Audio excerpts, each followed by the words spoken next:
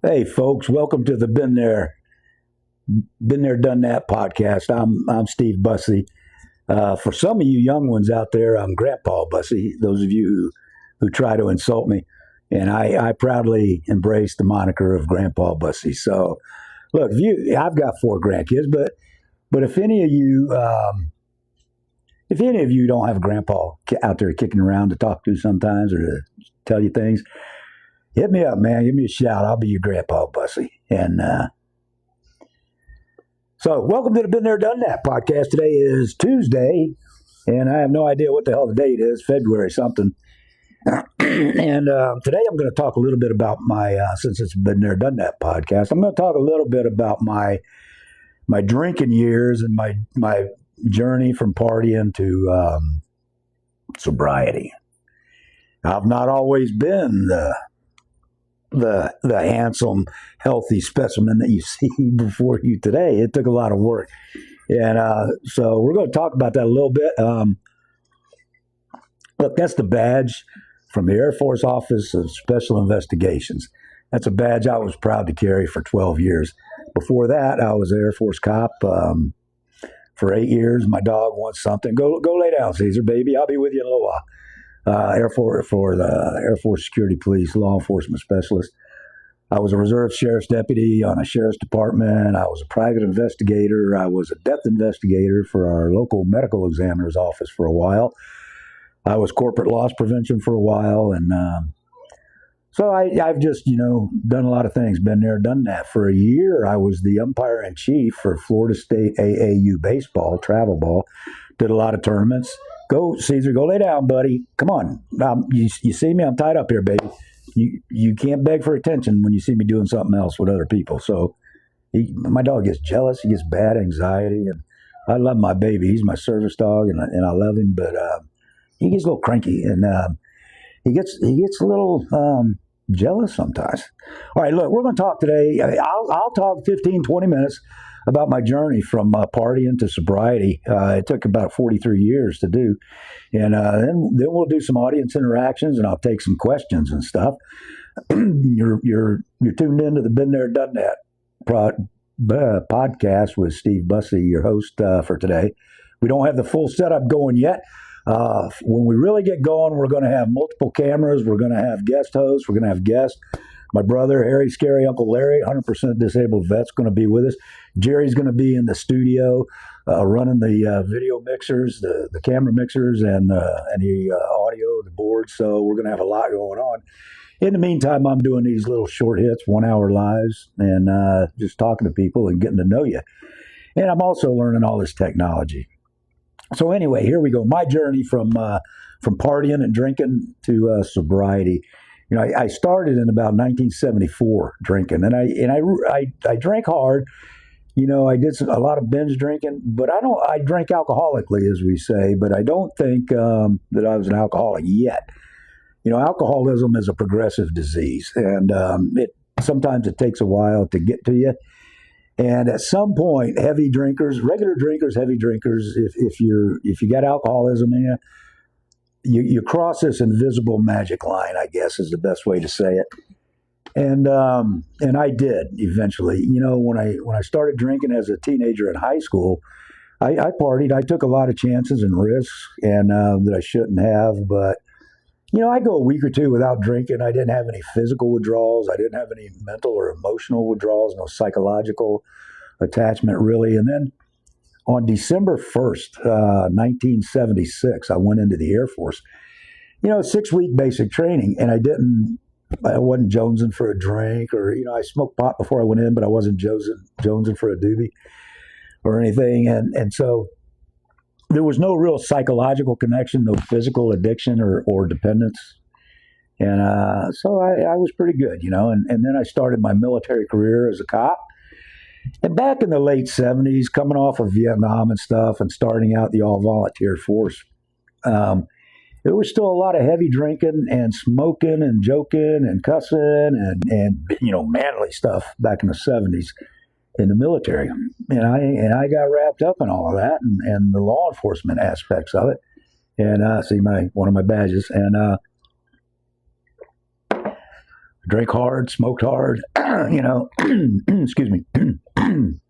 And I did a lot, and I drank hard. But when I went to the Philippines as a special agent with the Air Force Office of Special Investigations, I worked.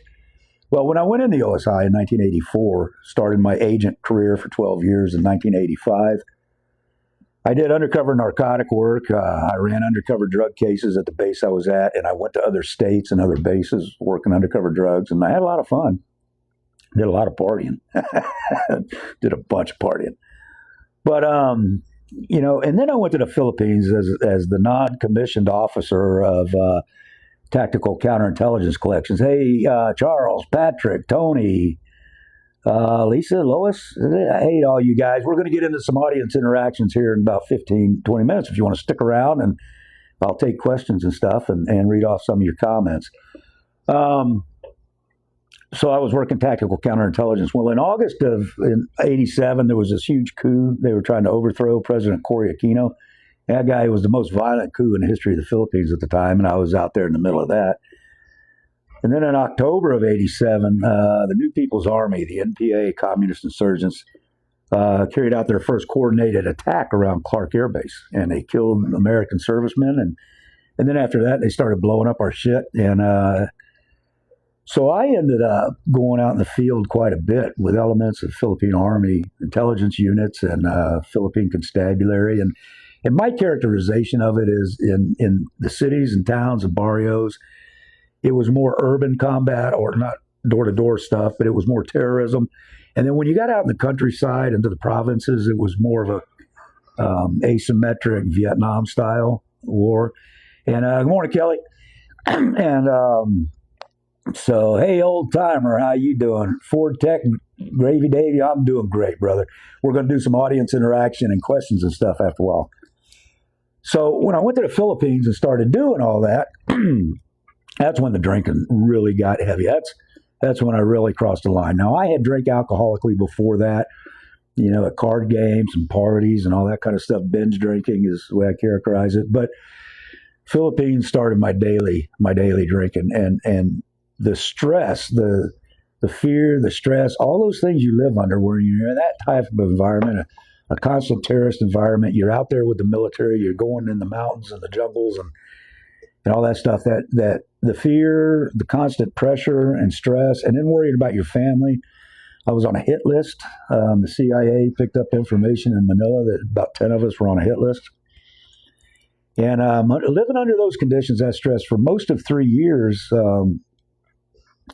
that works on you. And that's where I picked up my PTSD and really got going. And all right, buddy. Hey, Kevin. And that's that's my drink across the line. And I started drinking anywhere from a 12-pack to a case of beer every day, and started smoking 3 packs of cigarettes a day. And got home in 1990 from the Philippines, and I was stationed here on America's Space Coast, right down the street from Cape Canaveral and Kennedy Space Center, Cocoa Beach and all that. And no shades today, Kelly. I got to be able to read this audience interaction to fool around with you guys. So no shades today. But so when I got here, there was a letdown. There was a depression, and I didn't know it, but the PTSD was really ramping up. And I had 6 years to go to retirement, and I made it by the skin of my teeth. And afterwards, man, that's when it got bad. When I didn't have the camaraderie of the military anymore, and that Kelly, come on now, baby. All right, Kelly's travels. She wants to see the shades. She wants me to model them. There you go. Ta-da! I don't know what that does to the sound. Somebody give me a thumbs up. Is my sound still okay? I was knocking my mic around. Oh, what kind of bike do you got? I got a Harley. Ford, I got a Harley, a 2011 Harley Road Glide. Is my sound okay? Somebody give me a thumbs up now. Knocking my mic around. I need one of y'all to tell me, hey, Adam, Road Glide. That's right, brother. Hey, Ford Tech, I'm going up to Bike Week next week up in Daytona. So, yeah, that's a real bike, baby. That's a Cadillac. It's a Cadillac of Harleys. How are the Philippine ladies? I have no idea, Kevin. You're going to have to ask somebody else. So anyway, when I retired at the end of 1996, that's when the PTSD really got going. I lost the structure of the military, the camaraderie, and the sense of purpose and mission. And thanks, Eli. And you lose that discipline and everything, and that's when the drinking really kicked in. 12 to 24 beers a day, some whiskey in there if I was having Jack and Cokes and stuff. And it gets hard just to get up and crawl to work every day, to put on a clean shirt, to wipe your butt and go to work every day. And it feels like you've just got this weight holding you down. It's the whole world is, you're not getting any sleep because all this crap going on in your head, all this noise, all these dreams and all this shit. And you just totally screwed up. And you don't know why. I didn't know why. I'd look in the mirror every morning and say, dude, what's going on with you? You're better than this. You've held important positions in the military. You've done important things. What the hell is going on with you now? And you stand there shaving on the days you can muster the strength and the will to shave, and you're just wondering, the fuck, man, what's going on with you? And you don't know, and you just start kind of getting pushed through life. You're not living life. You're sitting around drinking and letting life happen around you. And you're damn right, Kevin. The mind is super powerful. And and this went on for a couple of decades with me. And I didn't have the emotional wherewithal, certainly not the emotional or physical sobriety to go talk to somebody and reach out for help to start the VA process. And so it went on and on and on, and I eventually lost everything, or I thought I lost everything. About in 2015, things really got bad, and I started praying to God to fix me or take me, and I didn't care which one He chose, just fix me or take me, and so many. We had 22 veterans a day, eating a gun, eating a bullet. And I thank God, that I wasn't one of them. But I was praying for God to either fix me or take me. And that went on for a year and a half or 2 years. And I found my way, thank God, to a 12-step meeting on about October 16th of 2017. And I walked down to that room. Eli, brother, God bless you. And I found my way to a 12-step meeting, and I walked in that room, and I don't know what it was. The first or second day, somebody read the prayer of St. Francis, and look that up. Just Google that. The prayer. If you're somebody who's struggling, just Google the prayer of St. Francis. God, let me be an instrument of you. And instead of being loved, let me seek to love. Instead of being understood, let me seek to understand. It's a beautiful prayer, and somebody read it. Thank you, Kelly. I'm glad I'm here too. And so somebody read that prayer, and it really hit me hard. And so I kept going back to these 12-step meetings, and as we say, by the grace of God and the miracle of the 12 steps, here I am today, about 8.5 years later. And I want to share this journey with people. I know for a fact there's people out there that are suffering. They're right where I was. They're hopeless, because when you're so deep into this, you don't see any hope. You don't see any way out. And your family members are getting frustrated. They're afraid for you. They're hopefully praying for you. But they're dying inside because they're watching you die, firsthand and in person. And it's just killing them. I had a younger brother, Bill, who took his own life in 2009. He lost his battle to addiction, and we tried everything, even in the midst of my alcoholism, and my other brother in the midst of his, and my parents. God bless them, God rest them, and my little brother took his life in 2009, and he wasn't a veteran, but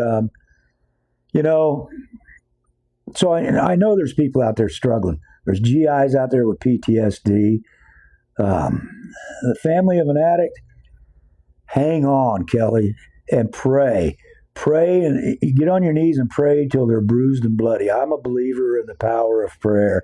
Support them, love them. There is a point where you get to, we hear about they have to reach their bottom. They have to be ready.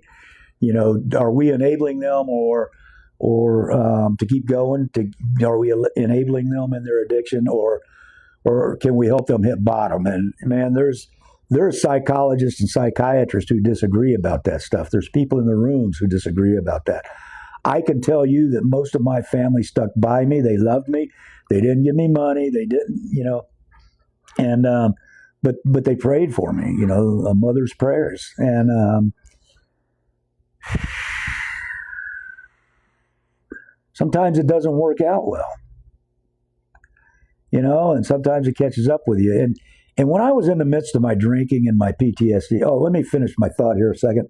I got into the 12-step program and got sober. But even then, it took a few years before I had the emotional sobriety and stability. Is it selfish to cut someone out of your own mental health? No, you have to take care of yourself, Kelly. I don't think it's selfish. I think I don't let anyone take you down with them. As sponsoring people and other addicts, we're taught, we learn, don't let them take you down with them. It's the old lifeguard thing. You go out to save a drowning person, they're going to try to take you down with them. Don't go down with them. It's hard, baby. It's hard. But anyway, first couple of years of sobriety, I didn't have the emotional sobriety, the wherewithal to start my VA process for my disability, although it's what I needed. I did start going back to regular doctors. I was blessed that I did a 20-year military career, so I had TRICARE Prime insurance. I was able to start seeing a cardiologist, a pulmonologist, a gastroenterologist, all these doctors, an allergist and stuff, to start patching me up. In 2 years into my sobriety, I quit smoking. I was doing 3 packs a day. Quit smoking was the hardest thing for me to stop doing in my entire life, far harder than stopping alcohol. And I joined a gym and I started going 5-6 days a week. But I was diagnosed stage 3 COPD emphysema. So I hit the gym hard. And sometime in late 2022, I tore my rotator cuff. I had to lay off of the gym. And then my breathing got a lot worse. So the short story there is I haven't been in the gym for about 2 years, and I've been sedentary and I put on weight. But now I'm changing all that. Now, as the days, months, and years go by, I'll tell you about all that. But I got better. Early 2003, I progressed from stage 3 to stage 4 emphysema, COPD, end stage. Now, end stage, everybody thinks end stage, how long are you going to live? You're going to die. And, it's end stage COPD, but you can live there for years. I've got about 17% pulmonary function right now. Your mom, God bless your mom, Kevin. Both my parents died of COPD.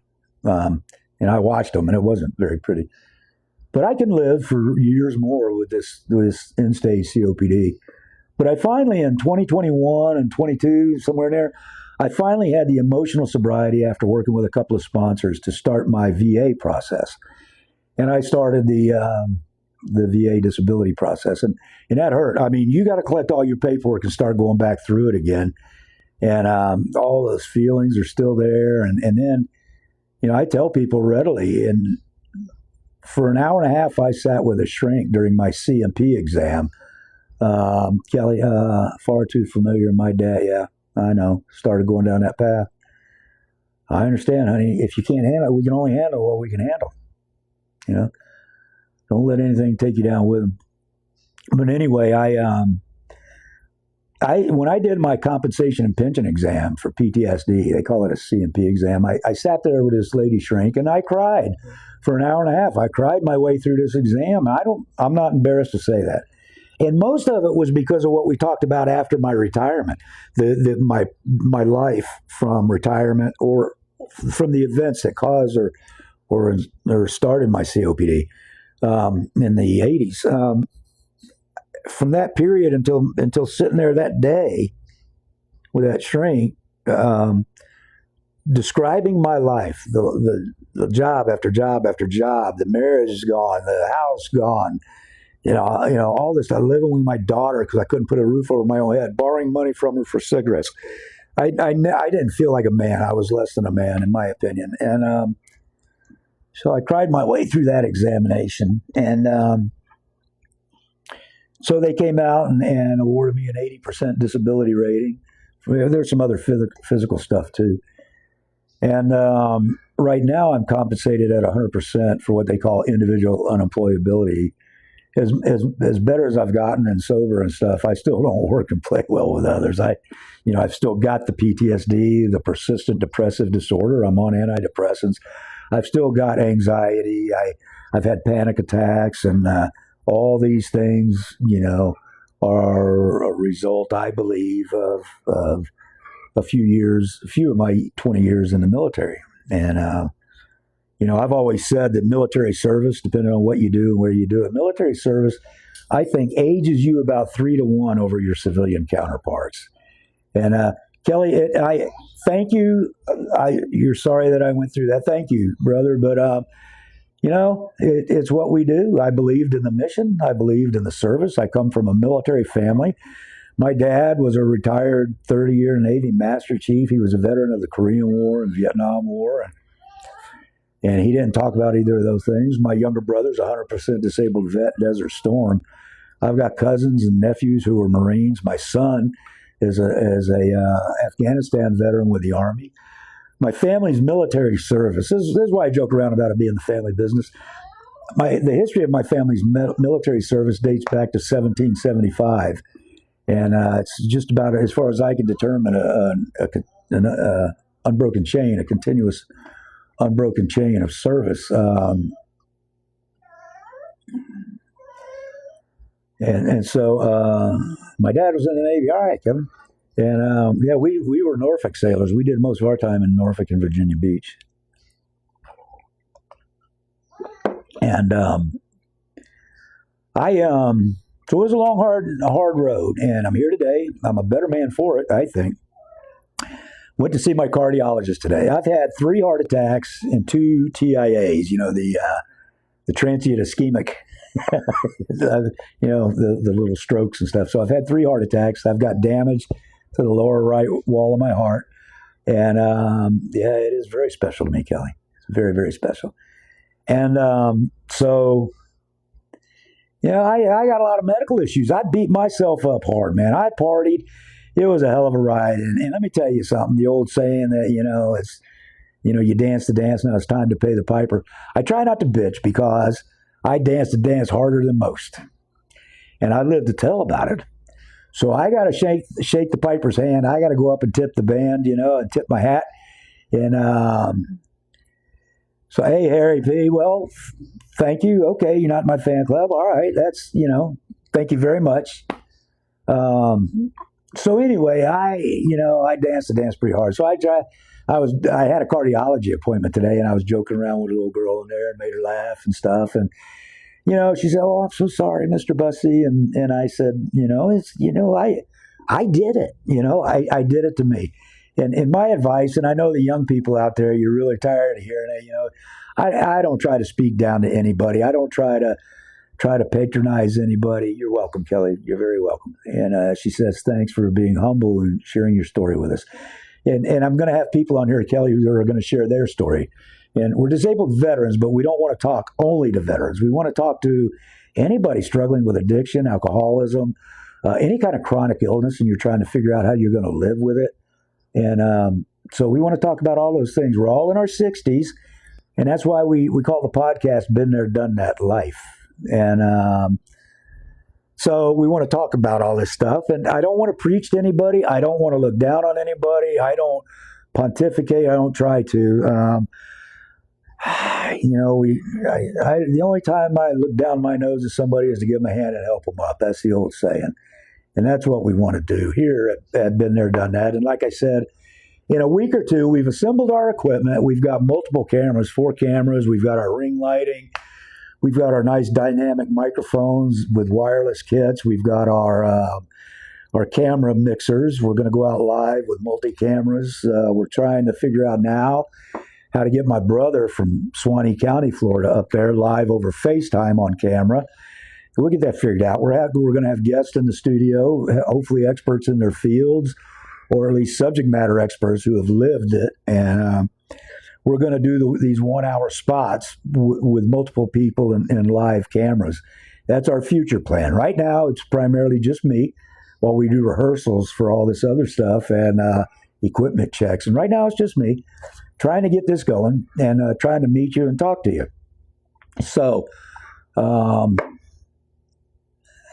I don't mean to be rude. Thank you for the rose. I still have trouble seeing all this stuff coming up. I'm trying. I don't want to look like the old man, and try to read this stuff. I try to be humble, but I still have some ego I'm working on. I still have a little bit of vanity. And all right, Kevin, thank you for hanging out, man. I appreciate you. Hey, Santa. Hey, I don't know, Jeffrey. Hey, Santa, it's funny. I got a good friend, man, up in Virginia Beach that went to high school with, and he was a friend, lived around the corner from us, and he does Santa every year. Man, he does a great job. You're welcome, Kevin, anytime. I'll be here probably daily or close to anyway. And for those of you coming in late, that's the badge from the Air Force Office of Special Investigations. I proudly carried that badge for the last 12 years of my military career. Bye, Kelly. Thank you, sir. Or madam. So, yeah, hey, Matthew. So, yeah, I lived a hard life. I lived closer to the edge than a whole lot of people.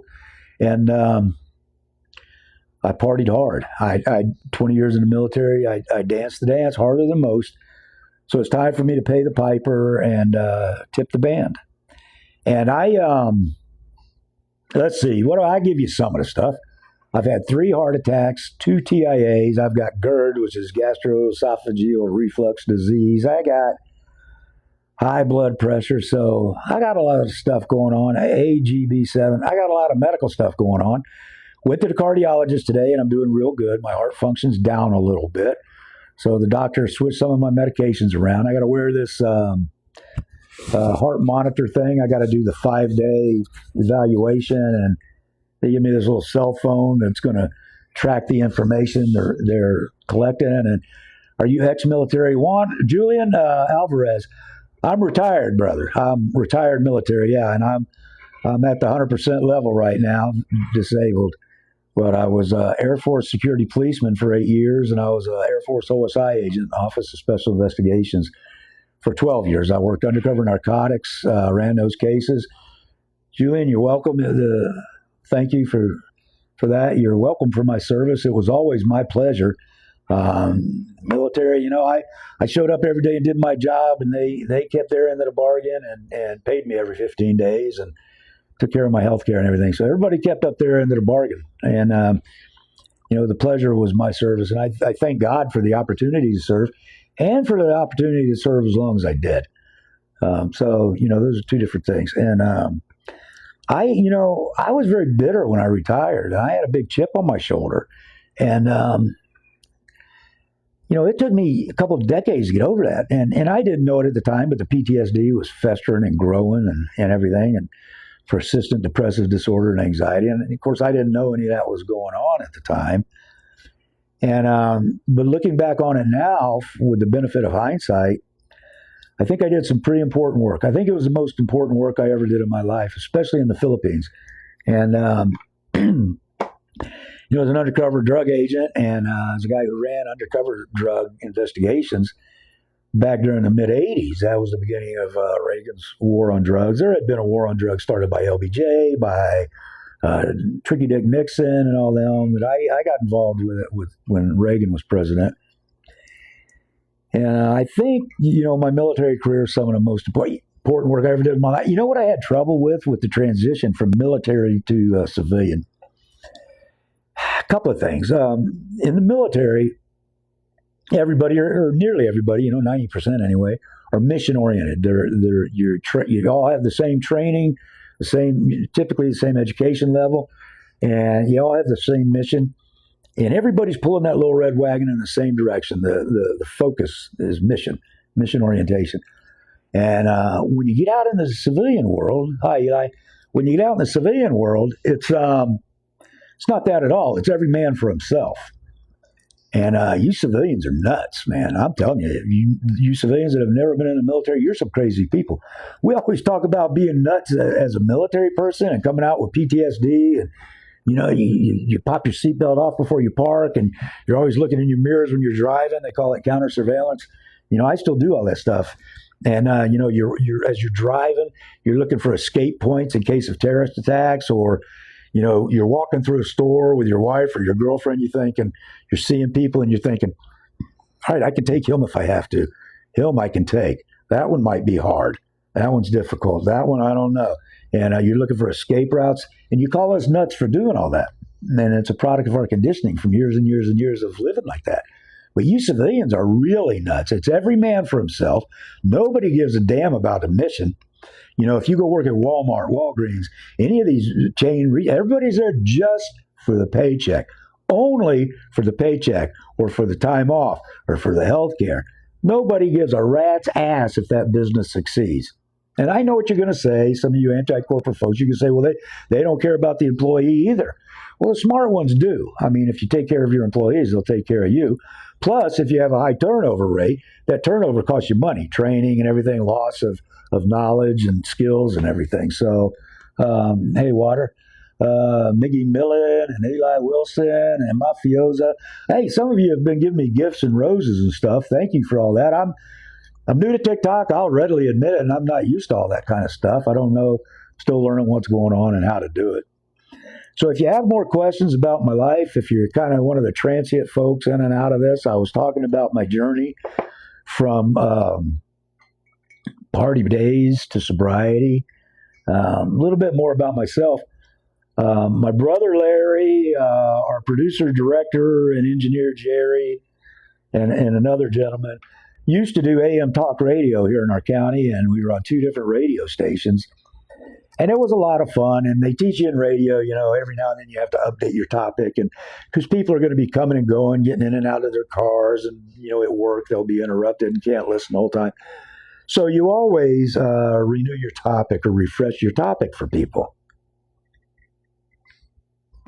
So I try to remember those tools and techniques, and to do them here where, TikTok only lets us go live for an hour, but I used to do 2 and 3 hours of talk radio, and I used to blog, and I used to be completely immersed with politics, news and politics and stuff. And I still talk about politics.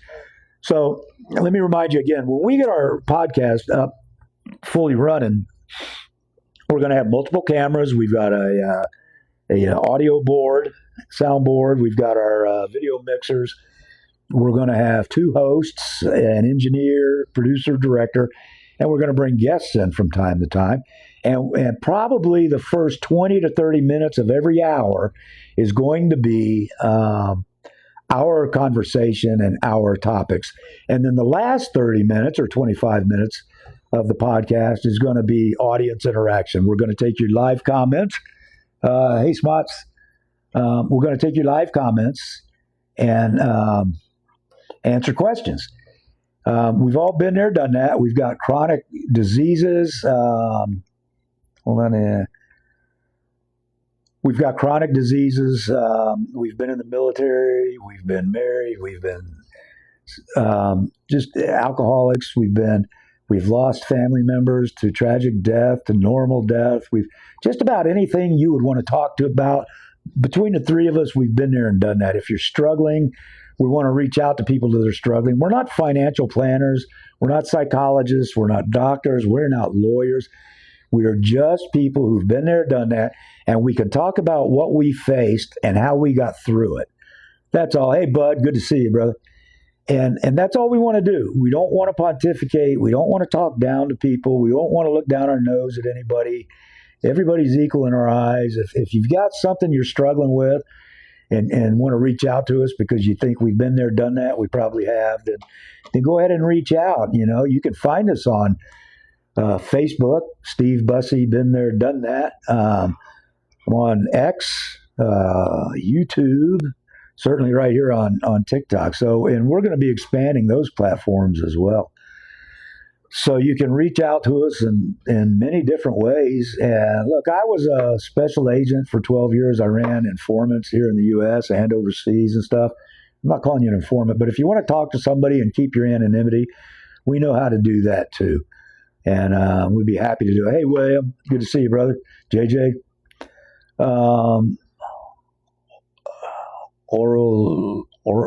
I can't say your name, brother. Yozan, I can't say your name. I'm sorry.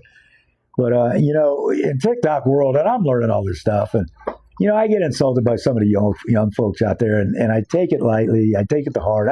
I don't care. I mean, I don't want to be pissy or anything, but, the old saying about in order for you to insult me, I must first give a shit about your opinion. I mean, that holds true. And you guys are strangers on the internet. I hope to get to know a whole bunch of you a lot better. Hey, T, a lot better and interact with you regularly.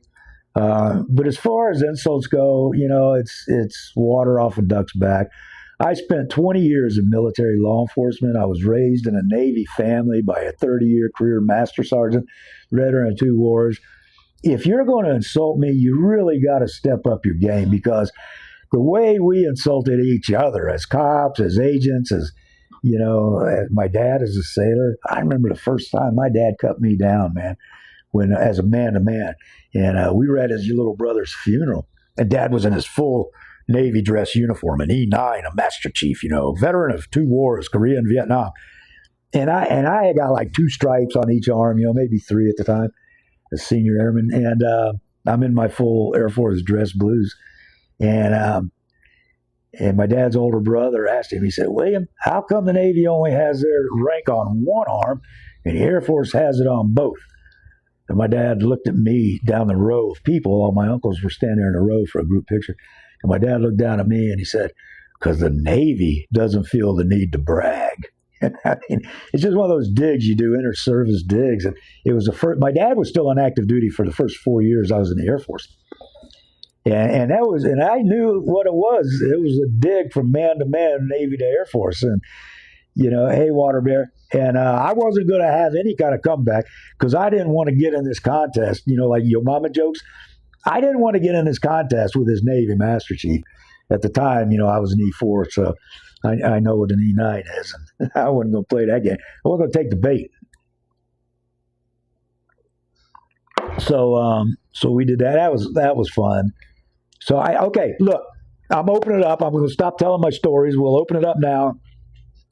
If any of you have specific questions about addiction, alcoholism, sobriety, how to get from there to here, I'll be happy to answer. If you're struggling with PTSD, it doesn't matter if you're civilian or military, first responder. Hey, Vargas, is that Martin DJ? Angelica, sexy, yeah, I work counterintelligence, baby. I'm familiar with honey traps. But so, if you guys want to talk about any of this stuff, all you got to do is just hit me up and reach out. I don't mind talking about any of it. If you leave me just talking to myself, talking like this to a camera, hell, I can go all day. Radio, we used to call it vamping or, something like that. So I can do it all day. I can talk politics too. When we get the podcast going, we're going to have little 10-minute segments or something like that called Shots from the Right. Now, this is going to piss a lot of you off. I'm conservative Republican.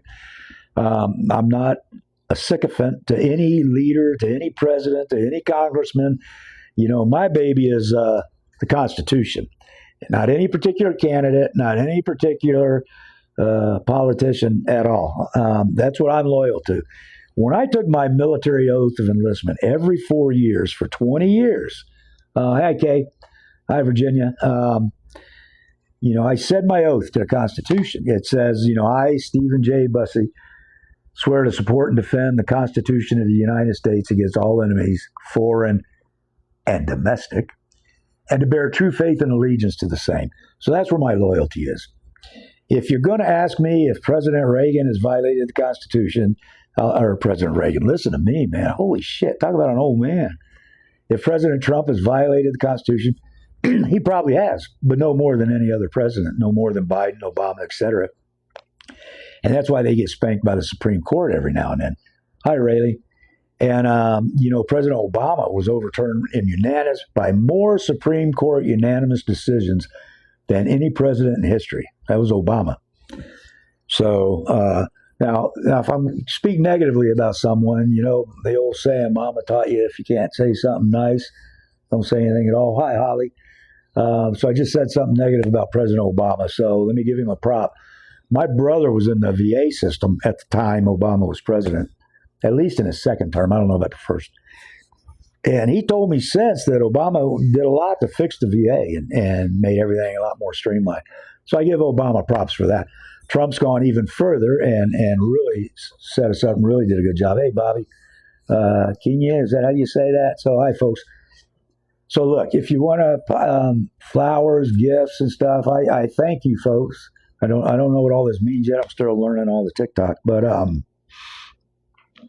on now, ask me some questions. Hey, David, hey, Christian, you can ask me some questions now, Anna Maria, and the floor's open. And I appreciate your comments. We were getting a lot in the first half hour, but so I got into the rooms, what we call the rooms, the 12-step program, in October of 2017.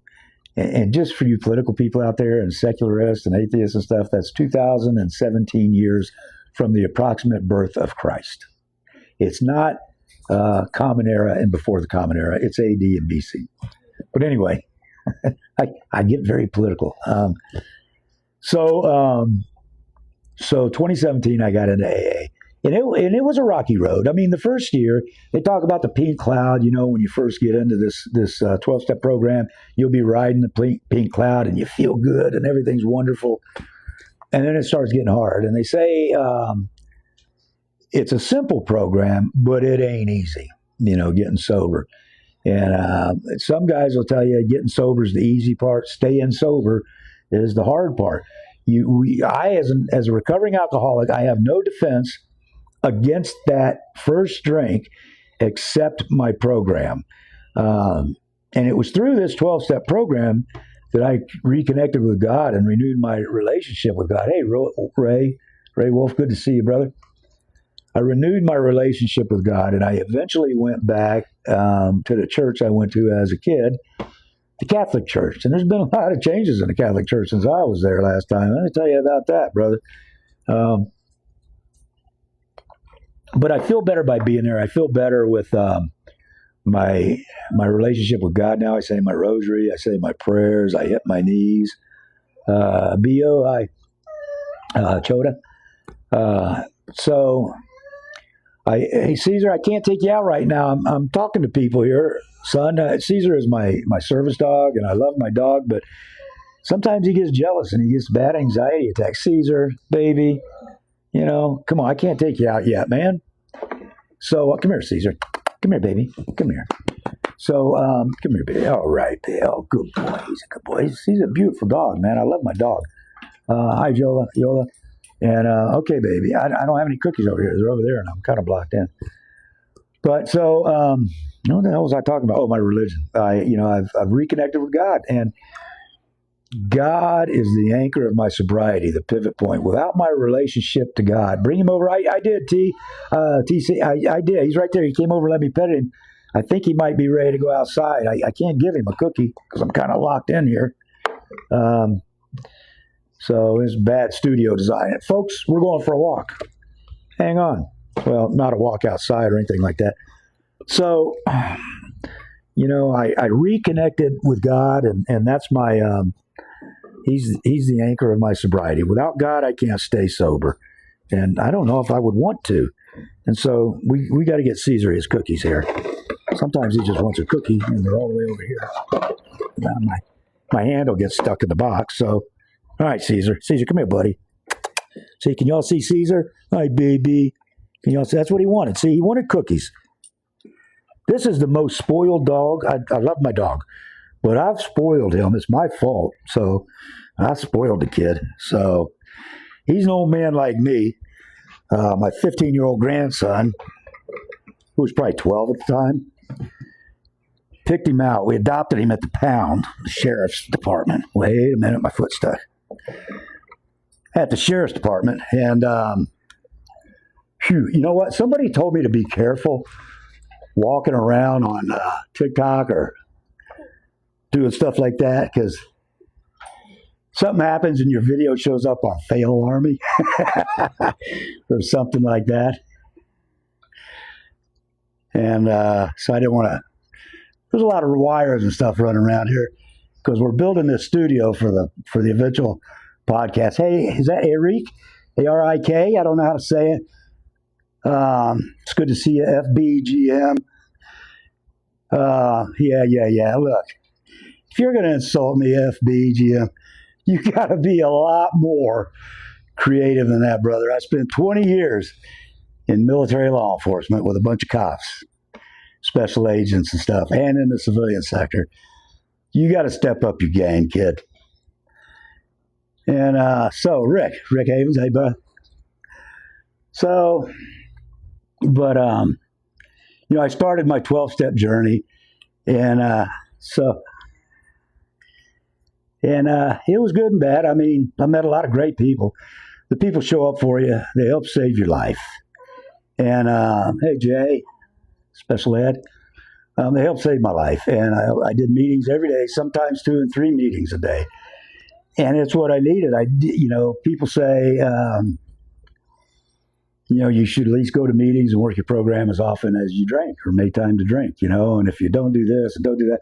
There's a lot of cliches. Some of them I believe in, some of them I don't.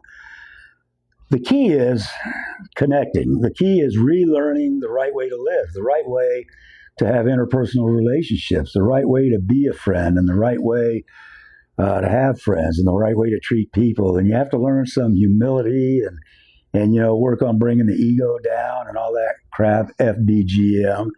Looking at you there, buddy.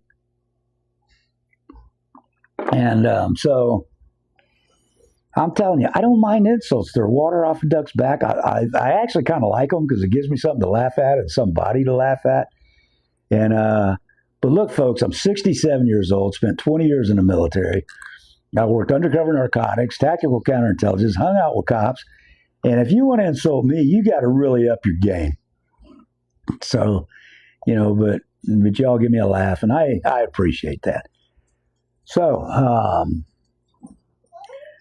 the 12-step journey was a long one. There's people out there who, I came out the other end by the grace of God, still alive by the grace of God. There's people who don't make it. There's people that go in and out, and there's people who don't make it, and we pray for them.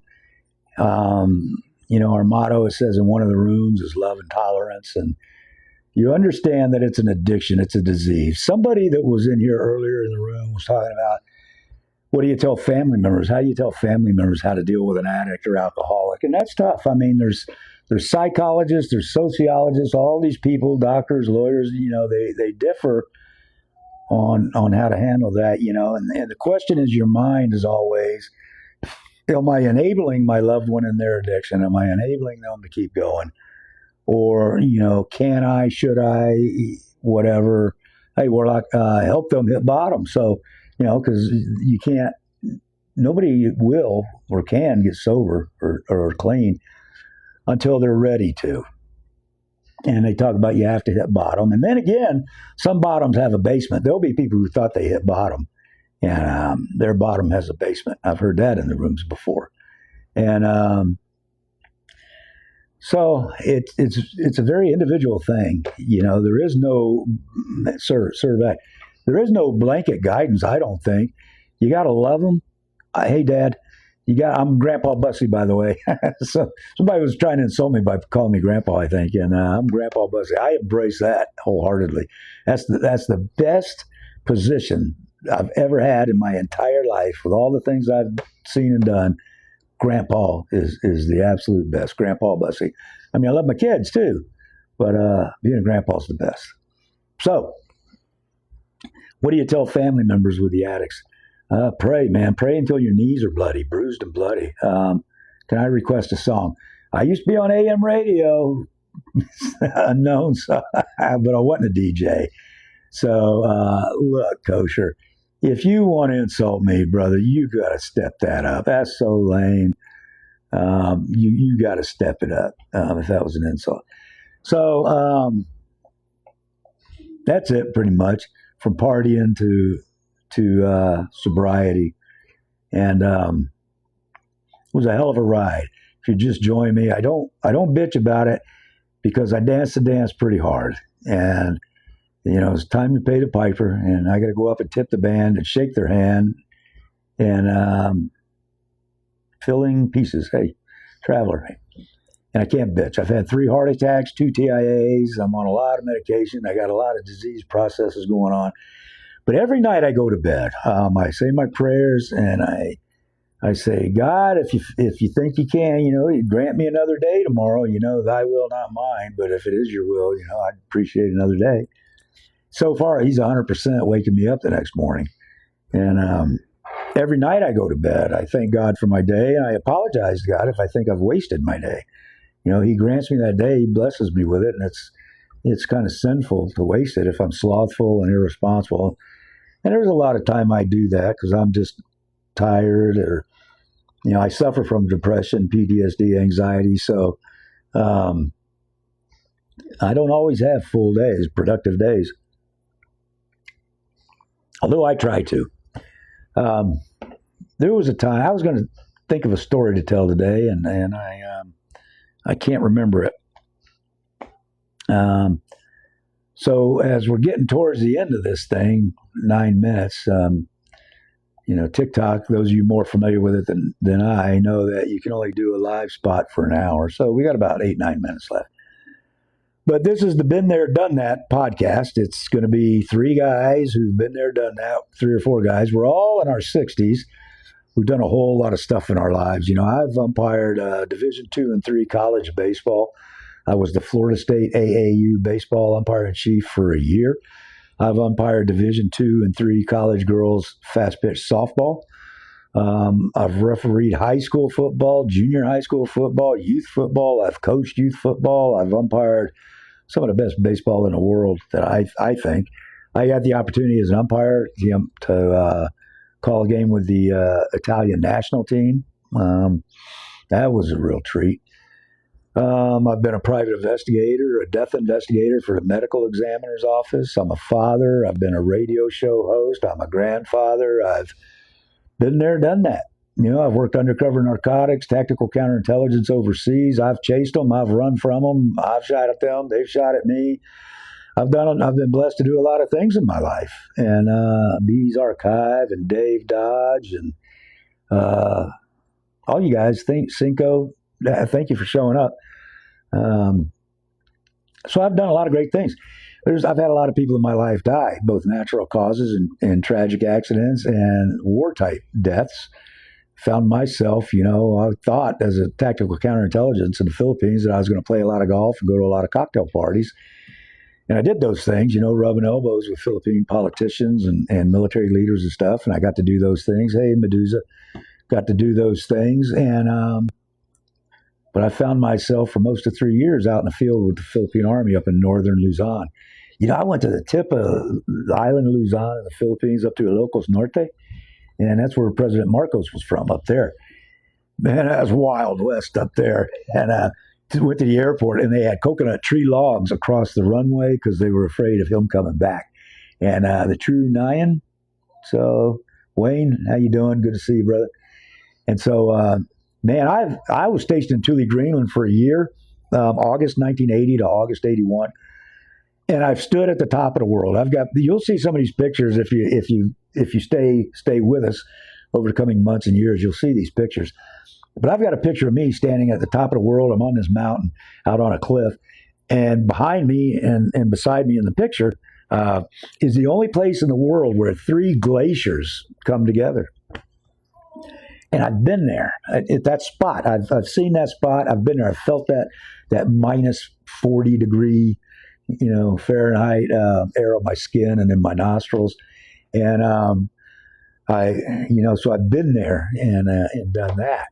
And I climbed on an iceberg, some friends and I, Baffin Bay. The base at Thule, Greenland is on Baffin Bay. And it freezes solid in the wintertime. And, there's 24-hour darkness, and there's 24-hour daylight. And we went out, and it's illegal to do, but we went out and climbed on an iceberg. Now, we got pictures of that. these are experiences I had in my life because of my military service. And you folks out in the community and even here on TikTok, thank me for my service. And I want you to know it was my pleasure. And I thank God for the Adriana, Billy Stevens. How y'all doing? I feel blessed. I thank God for the opportunity to serve. It provided a good living and for my family, helped me raise my kids. I was born and raised in a Navy family. Dad was 30-year Navy sailor, Korean War, Vietnam War. And so I stood at the top of the world in Greenland. I've seen the tropical rainforests in the Philippines and some of the most beautiful places in the world, Baguio City, Philippines, just some of the most beautiful places. I was stationed in Kansas, Greenland, Texas, Alabama, Florida, Philippines. So look, the long and short of it is, been there, done that. If you got something bugging you, we want to reach out to everybody really, but we want to try to help people who are struggling with chronic diseases. I have end-stage COPD, emphysema, and some other things going on, PTSD, persistent depression, anxiety, a lot of things. We want to reach out and we want to give people the benefit of our years of knowledge, because if we do that, our years of experience, because if we do that, it makes our experiences worth a little more. We talk about that in our 12-step program. Hey, Adriana, Sundog, we talk about that in our 12-step programs, how reaching out to others and helping them and telling our stories, giving our experience, strength, and hope, talking about what it was like, what happened, and what it's like now, helps other people. And that makes our trials and tribulations and tragedies and stuff worth more. Jeremy, how you doing? So Dan, Gen X. Hey, Gen X. Dan, bloody, yeah, I ain't saying that stuff. So we want to reach out. There's people out there struggling. There's people with no hope. I had no hope. There's an old cliche, an old joke, the light at the end of the tunnel is a train.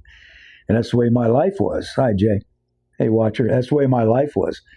But I got out of it. The old joke is a man falls down in a hole and he's yelling and screaming and jumping up and down and he's trying to get somebody's attention to help him. And a doctor walks by and says, "Holy crap, what's wrong?" Man says, "I'm stuck down in this hole." So this doctor writes out a prescription and drops it down to the man and walks off. And so the man's still jumping up and down and screaming. And a priest walks by and says, "My son, what can I do for you? What's the matter?" And he says, "Father, I'm stuck down in this hole." So the father writes something down and he drops it down to the man, and the man looks at it, and it's a prayer. And I believe in the power of prayer, folks. I don't make fun of it. So a third man walks by and he looks down the hole. The guy's jumping up and down and screaming, "Help, help." And the man looks down and says, "What's wrong?" He says, I'm stuck down here. I need help." So this third man jumps down in the hole with him. And the guy's like, "Holy shit, what are you doing? Now we're both stuck in the hole." And the guy that jumped down there says, "Yeah, but I've been here before, and I know the way out." Well, my brother and I have been down in that hole before, and we know the way out. And so we want to try to reach out and help people, and people that are struggling. I know there's a lot of GIs out there struggling, but this isn't limited to just GIs. First responders, nurses, anybody that's struggling. If you're a woman who's been raped and have PTSD, what am I supposed to say, graped on social media? If you're a woman, if you're somebody who's been robbed at gunpoint, these are traumatic events, been in a very, very bad accident. These are traumatic events which can cause, even if it's just temporarily, some PTSD. So the question becomes, what do you do about that, and how do you deal with it? How do you live with it? First and foremost for me is my relationship with God and my prayer life. That's the biggest thing for me. It may not be the biggest thing for you. The biggest thing for you could be talking to people about it. It's people that you trust. Hey, Gabby. And is that Michael? Hey, Michael, Jeremiah. So that might be the key for you. Don't know. What I do know is what I've been through, what happened, and what helped me get through it and get out of it. And that's what we can help you with. We're about maybe 2 or 3 weeks away from going live with our full studio, with 4 cameras, with our co-hosts and our engineer and stuff. We're getting closer and closer, doing equipment tests and rehearsals. So for now, this is Steve Bussey, or for some of you who need it or want it or want to make fun of me, Grandpa Bussey, a name I fully embrace, with the Been There, Done That podcast. And hopefully we'll see you all around the internet, see you back, and have some conversations, maybe help a few people out on the way. So I want you to remember that I love you, and I pray for all of you, even if you insult me, don't like me, that's fine. I still pray for you, and I still love you. So God bless you. Have a great rest of the day, and I'll see you another time here, maybe